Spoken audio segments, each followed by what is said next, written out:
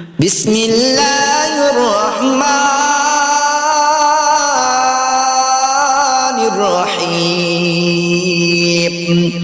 اللهم صل على سيدنا ومولانا محمد صاحب التاج والمعراج والبراق والعدم، دافع البلاء والبباء والقحط والمرض والألم. اسمه مكتوب مرفوع مشفوع منقوش في اللوح والقلم.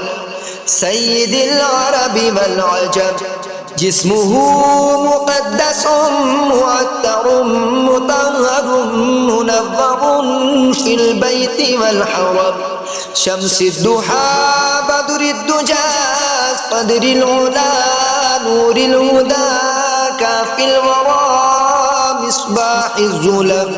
جميل الشيم شفيع الأمم صاحب الجود والكرم.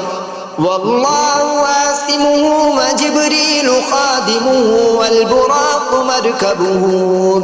والبراق مركبه والمعراج سفره وسدرة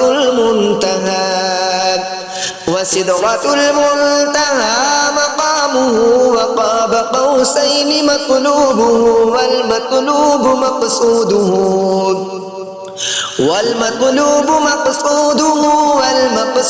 موجوده. سيد المرسلين خاتم النبيين شفيع المذنبين أنيس الغريبين رحمة للعالمين راحة العاشقين مراد المشتاقين.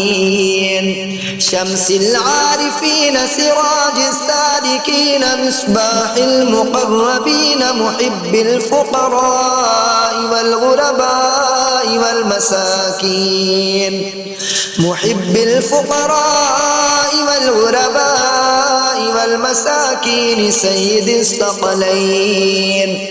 سيد الثقلين نبي الحرمين إمام القبلتين وسيلتنا في الدارين. صاحب قاب قوسين محبوب رب المشرقين ورب المغربين. جد الحسن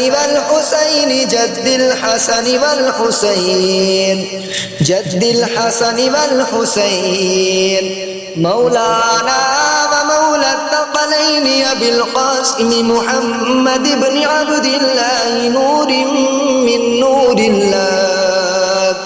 يا أيها المشتاقون بنور جماله بلغ العلا بكماله كشف الدجى بجماله حسنت جميع خصاله. صلوا عليه وآله وأصحابه وسلموا تسليما كثيرا كثيرا كثيرا. آمنت بالله صدق الله العظيم.